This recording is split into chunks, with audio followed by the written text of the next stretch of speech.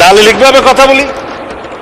জাতীয় মুক্তিযোদ্ধা কাউন্সিল বিল গত কয়েকদিন আগে পাশ হয়েছে। এটা ইতিহাস, রেকর্ড এই পার্লামেন্টের, এই লেজিসলেশন সাক্ষী দিবে। আমাদের সকল বিরোধী দলীয় নেতৃবৃন্দ বসা ছিলেন, নার পক্ষেও ভোট দেয় নাই, হার পক্ষেও ভোট দেয় নাই। এনসিপির বন্ধুরা হার পক্ষে ভোট দিয়েছে, সত্য কিনা বলতে পারে। এখানে কি লেখা আছে? সাব্যস্ত ঐতিহাসিকভাবে, এই আইনগতভাবে, উভয় পক্ষের স্বীকৃতি ভাবে লেখা আছে, বাংলাদেশের মহান স্বাধীনতা অর্জনের লক্ষ্যে পাকিস্তানের বিরুদ্ধে যুদ্ধ লিপ্ত হইয়া হানাদার ও দখলদার পাকিস্তানি বাহিনী এবং তাহাদের এই দেশীয় সহযোগী রাজাকার আল বদর আল শামস, তৎকালীন মুসলিম লীগ, জামাত ইসলামী, নেজামে ইসলাম এবং দালাল ও শান্তি কমিটির বিরুদ্ধে মুক্তিযুদ্ধে সক্রিয় অংশগ্রহণ করিয়াছেন।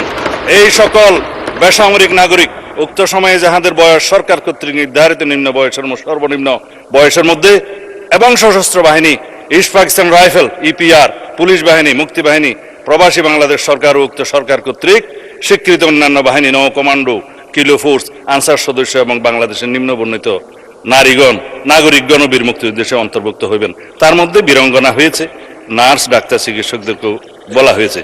এটার নাম হচ্ছে বীর মুক্তিযোদ্ধার ডেফিনিশন। ইতিহাস সাব্যস্ত হয়ে গিয়েছে, সম্মত হয়েছে। এটা নিয়ে যেন আর কখনো বিতর্ক আমরা না